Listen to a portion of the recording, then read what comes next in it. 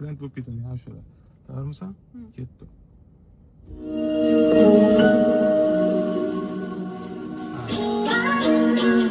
Tekstini yaxshilab eshitsak,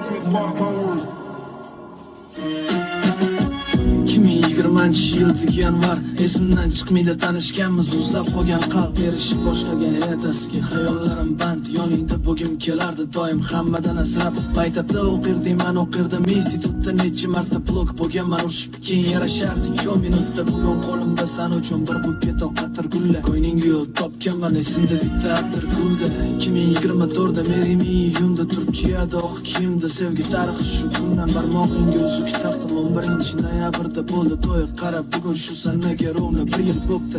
Tabriklayman ikkimiz ana shu yil bilan, tabriklayman ota-ona bo'lganimiz bilan. Hamma dardlarimni unutaman san bilan, asalim shamsiyam bilan. So'z beraman ko'zlaring har doim baxtdan porlashiga, axir bitta kulishing yetadi baxtli bo'lishimga.